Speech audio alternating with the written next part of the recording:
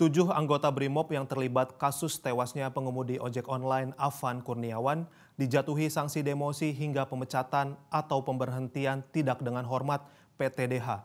Afan meninggal akibat dilindas mobil rantis BRIMOB saat mengantar pesanan di tengah aksi demonstrasi.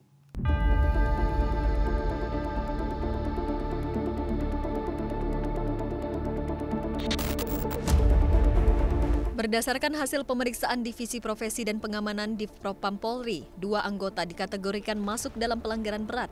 Keduanya, yakni Komandan Batalion Resimen 4 Brimob Polri, Kompol Kosmas Kajugae, dan Bribka Rohmat, anggota Satuan Brimob Polda Metro Jaya. Sementara untuk 5 anggota lainnya masuk dalam kategori pelanggaran sedang berdasarkan hasil pemeriksaan. Mereka duduk di mobil bagian belakang sebagai penumpang saat terjadi insiden tersebut. Kelimanya adalah anggota Satbrimob Polda Metro Jaya, yakni Aibda M. Rohyani, Bribtu Danang, Bribtu Mardin, Baraka Jana Edi, dan Baraka Yohanes David. Pelaku pelanggaran berat terancam sanksi pemberhentian tidak dengan hormat atau PTDH. Sementara untuk pelanggaran sedang diancam dengan tuntutan sanksi berupa mutasi atau penundaan kenaikan pangkat sesuai fakta di sidang kode etik profesi Polri. Untuk kategori pelanggaran berat dapat dituntut dan dapat dituntut ancamannya adalah pemberhentian tidak dengan hormat (PTDH). Untuk kategori sedang dapat dituntut dan nanti keputusan sanksi itu ada di Komisi Kode Etik Profesi Polri.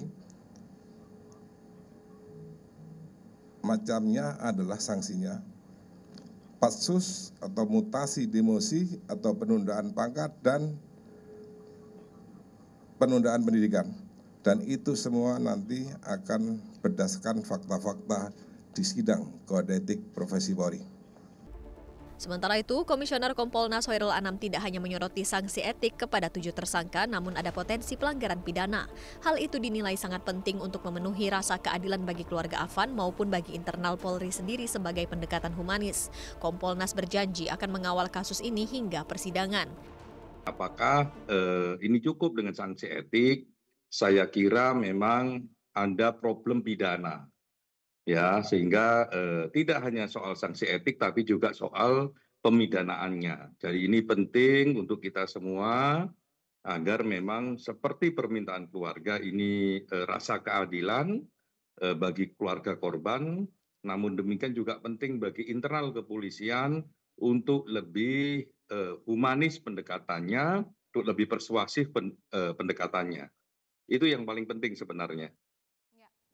Nah, kami akan kawal itu sesuai dengan permintaan keluarga korban, sesuai dengan permintaan komunitas ojol yang waktu kami di RSCM juga nemuin kami.